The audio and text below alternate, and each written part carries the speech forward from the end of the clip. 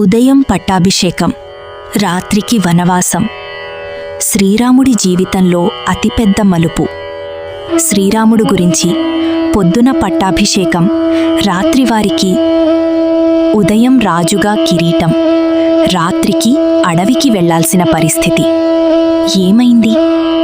ఒకే రోజులో జీవితం ఎలా మారిపోయిందో తెలుసా? ఇంతటి త్యాగం చేయగలిగినవాడు ఎవరు? శ్రీరాముడు మాత్రమే. అయోధ్యలో ఆనందోత్సాహాలు నిండిన రోజు. రాజ్యమంతా పండుగ వాతావరణంలో ఉంది. రాజా దశరథుడు తన ప్రియ కుమారుడు శ్రీరామునికి పట్టాభిషేకం చెయ్యాలని నిర్ణయించాడు. ప్రజలు, మంత్రులు, సైనికులు అందరూ హర్షధ్వానాలతో సిద్ధమయ్యారు. ఉదయం వేళలో శుభముహూర్తం దగ్గర పడుతుండగా రాజభవనం పుష్పాలతో అలంకరించబడింది.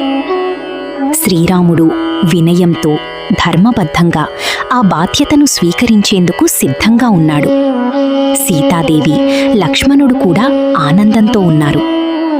అయితే ఇదే సమయంలో కైకేయి తన మనసులో దాచుకున్న కోరికను బయటపెట్టింది.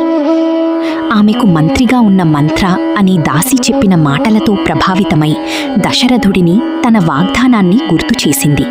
ఇంతకు ముందు ఇచ్చిన 2 వరాలను కోరింది.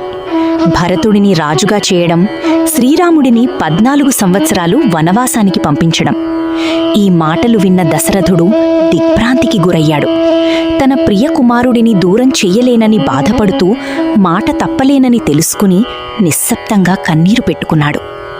రాత్రి సమయానికి దశరథుడు శ్రీరాముణ్ణి పిలిచాడు. తండ్రి బాధను చూసి శ్రీరాముడు ఆశ్చర్యపోయాడు. జరిగిన సంగతిని తెలుసుకున్న వెంటనే ఎలాంటి సందేహం లేకుండా తండ్రి మాటను గౌరవిస్తూ వనవాసానికి వెళ్లడానికి సిద్ధమయ్యాడు.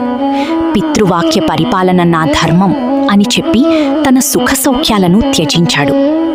సీతాదేవి కూడా భర్తతో పాటు వెళ్లాలని నిర్ణయించుకుంది. లక్ష్మణుడు అన్నతో పాటు ఉండాలని తపనతో వెంట వెళ్లాడు.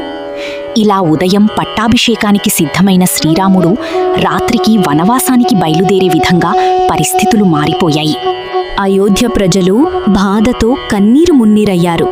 కాని శ్రీరాముడు ధర్మాన్ని నిలబెట్టే మార్గాన్ని ఎంచుకున్నాడు.